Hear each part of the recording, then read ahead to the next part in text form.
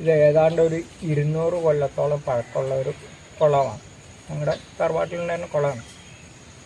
അപ്പം ഇന്ന് ഒരു കുളത്തിൻ്റെ ആവശ്യം 2 തരത്തിലാണ്. രണ്ടല്ലെങ്കിൽ 3 തരത്തിലാണ് പണ്ട് കാലങ്ങളിൽ കുളങ്ങളെ സംരക്ഷിച്ചിരുന്ന അതിൻ്റെ ആവശ്യങ്ങൾ അത് ഉപയോഗിച്ചിരുന്നത്. ഒന്ന് പ്രധാനമായിട്ട് ദേഹശുദ്ധി വരുത്തുക എന്നുള്ളത് തന്നെയാണ്. അപ്പോൾ കുളിക്കുക എന്നുള്ളത് സത്യത്തിൽ പാദം മുതൽ ശിരസ് വരെയാണ് നനയേണ്ടത്. അതാണ് ആരോഗ്യം. കാരണം അതങ്ങനെ നനയ്ക്കാവും. പക്ഷെ ഇന്ന് കാലം നമ്മളെ നേരെ വിപരീതമാണ് കുളിപ്പിക്കുന്നത്. പിന്നെയുള്ള ഇന്നത്തെ ഞാൻ 2 വ്യത്യാസങ്ങൾ പറഞ്ഞുതരാം. ഇന്ന് കുളം അല്ലെങ്കിൽ വെള്ളം, അത് തോടാവാൻ പുഴയാവാം, അവിടെയാണ് ഏറ്റവും അധികം മാലിന്യം കൊണ്ട് ഇടുന്നത്. അപ്പോൾ ഇത് വല്ലാത്തൊരു വിരോധാഭാസമാണ്. പ്രത്യേകിച്ച് കേരളത്തിലുള്ളവർ അറിവുണ്ടെന്ന് ചെറിയ തോതിലൊരു അഹങ്കാരം ഉള്ളിലുണ്ട്, ശുചിത്വമുണ്ട് എന്നുള്ള ഇതെല്ലാം അഹങ്കാരങ്ങൾ ഉള്ളിലുണ്ട്. പക്ഷെ നമ്മൾ ആ കുളിക്കുന്ന വെള്ളത്തിൽ അല്ലെങ്കിൽ ആ കുളിക്കുന്ന തോട്ടിൽ അല്ലെങ്കിൽ പുഴകളിൽ ഏത് വിധത്തിലുള്ള ജലം സംഭരിച്ച് നിൽക്കുന്ന സ്ഥലത്തുമാണ് ഏറ്റവും അധികം മാലിന്യം വൃത്തികേട് ഉണ്ടാക്കുന്നത്. അപ്പോൾ പണ്ടതിനൊക്കെ ഒരു ചിട്ടയുണ്ടായിരുന്നു. അപ്പോൾ ഞാനിതൊക്കെ എന്നിൽ കഴിവ് പോലെ ഞാനിത് സംരക്ഷിച്ച് പോരുന്നുണ്ട്. അപ്പോൾ കുളിക്കണ വെള്ളം എപ്പോഴും ശുദ്ധി ഉണ്ടെങ്കിലല്ലേ നമ്മൾ കുളിച്ചതിന് ശുദ്ധി വരുള്ളൂ.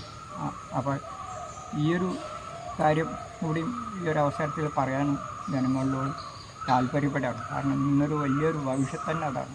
ഒരിക്കലും വെള്ളം മാലിന്യമാക്കാതെ കര മാലിന്യമാക്കണതിനേക്കാൾ ഒരുപക്ഷെ കൂടുതലായിരിക്കും വെള്ളത്തിനെ മാലിന്യമാക്കണം. കാരണം ഒരു വെള്ളം മാലിന്യമായ പ്രകൃതി അത് ശുദ്ധീകരണമെങ്കിൽ 2.5 കിലോമീറ്ററിന് മണ്ണിൻ്റെ ഉള്ളിൽ കൂടെ പോകണം.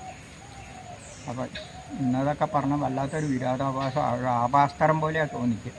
അപ്പോൾ തന്നെ അതിൻ്റെ മനസ്സിലായില്ലേ വെള്ളം ശുദ്ധിയാക്കണതിൻ്റെയൊക്കെ. അപ്പോൾ അത് എന്തായാലും ഇതൊരു പൂർവികമായിട്ടുണ്ടായിരുന്ന കുളമാണ്. അപ്പോൾ ഇത് കുളിക്കാൻ വേണ്ടിയിട്ടാണ്. അപ്പോൾ ഇനി പണ്ടുണ്ടായിരുന്ന ഇപ്പോഴും ഞങ്ങളുടെ കുടുംബം അല്ലെങ്കിൽ എൻ്റെ കുടുംബം ഈ കുളത്തിൽ തന്നെയാണ് കുളിക്കണതും എല്ലാം. അപ്പോൾ ഇത് പലർക്കും അറിയാം, പല ആൾക്കാർക്ക് പലതും അറിയാം. എന്നാൽ ഇന്നത്തെ ജനങ്ങൾക്കിത് അറിവ് കുറവാണ്. കാരണം ഈ കല്ല് എന്തിനാണെന്ന് വെച്ചാൽ ഇത് നമ്മൾ താളി പല ഇലകളും എടുക്കും, വെള്ളിയിലെടുക്കും, ചെമ്പരത്തി എടുക്കും, ഇങ്ങനെ താളി ചെടികളായിട്ടുള്ള പലതിൻ്റെ ഇലകൾ ഇങ്ങനെ ഇല കുത്തിച്ചതച്ച് അരച്ച് ആ താളി കൊണ്ടാണ് തല വൃത്തിയാക്കിയിരുന്നത്. അപ്പോൾ കൊണ്ട് ഒരുപാട് ഗുണങ്ങളുണ്ട് ഒക്കെ. അതിന് ഉപയോഗിച്ചിരുന്ന ഒരു കല്ലാണ് ഇതൊന്ന്. പിന്നെ ഈ കരിങ്കല്ലിൻ്റെ ഒരു പ്രത്യേകത എന്താ വെച്ചാൽ കുളത്തിലെപ്പോഴും ഇങ്ങനെ ചിപ്പിയിട്ടുണ്ടാവും കല്ല്. ഒരു കാരണവശാലും മിനുസപ്പെടുത്താൻ പാടില്ല. ഇന്നിപ്പോൾ ഇങ്ങനെ ചിപ്പ് ചെയ്യണ ഒരവസ്ഥ കുറച്ച് കുറവായി തുടങ്ങി. എന്നാൽ ഇതിൻ്റെ കാമത്തിനകത്തെ കുളത്തുനിന്ന് പരമാവധി വഴുക്കൽ കുറഞ്ഞ് കിട്ടാൻ വേണ്ടിയിട്ടാണ്. പണ്ട് ഇതിനും പെരയുണ്ടായിരുന്നു, കാലങ്ങളെ കൊണ്ട് ആ പെരകളില്ലാതെയായി. അതിൻ്റെ ഒരു പോരായ്മകൾ ഇതിൽ കാണിക്കുന്നുണ്ടാവും. എന്നിരുന്നാൽ അന്നത്തെ ഉദ്ദേശത്തിൻ്റെ കഥയാണ് ഇപ്പോൾ ഈ പറയണത്. അപ്പോൾ എപ്പോഴും കുളം വൃത്തി രൂപത്തിലാക്കണം.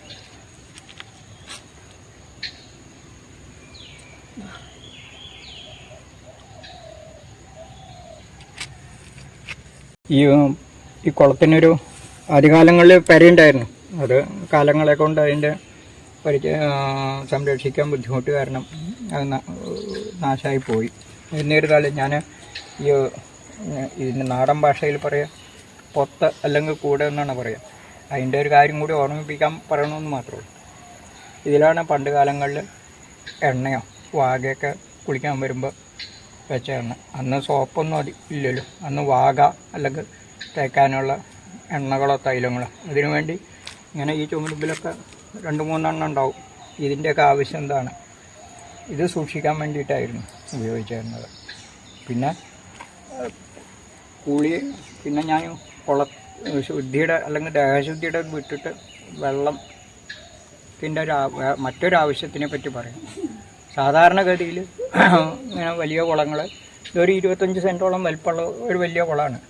സാധാരണഗതികളിൽ എപ്പോഴും ഒരു പാടത്ത് വക്കത്തായിരിക്കും മിക്കപ്പോഴും.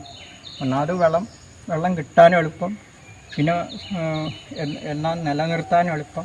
രണ്ടാമത് ഇനിയാണ് പ്രധാന ഒരു പോയിൻ്റ് വരാൻ പോകുന്നത്. രണ്ടാമത് കൃഷിക്ക് ഉപയോഗിക്കാം. അതായത് ഇതിൽ നിന്നുള്ള നീരൊഴുക്കുകളായിരിക്കും. ഇല്ലെങ്കിൽ അന്ന് പല വിധത്തിൽ തേക്കാന്നൊക്കെ പറയും, കൊട്ടത്തേക്ക, ഏത്തത്തേക്ക, അങ്ങനെ അതിനും ഉപയോഗിച്ചായിരുന്നു.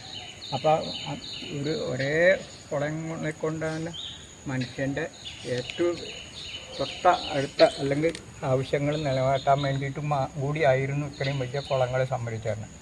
അപ്പോൾ അതിനുള്ള ജലസേചനം, അന്നത്തെ ജലസേചനം ഇതെന്നായിരുന്നു നടത്തിയിരുന്നത്. വേനൽക്കാലങ്ങളിൽ കായക്കറി ഉണ്ടാക്കും.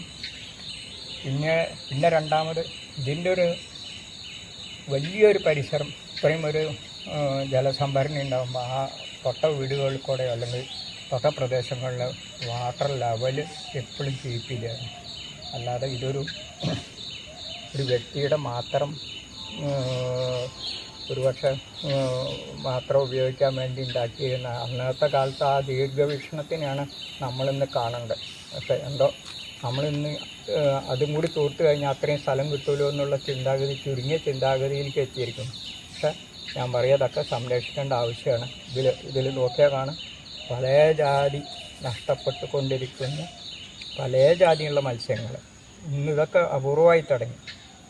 അപ്പം ഇത് ഒരു ജലസംഭരണി കൊണ്ട് ഇങ്ങനെ പല കാര്യങ്ങളുണ്ടായിരുന്നു. ഞാൻ പറ്റാവുന്നുള്ളിടത്തോളം അത് സംരക്ഷിക്കണം.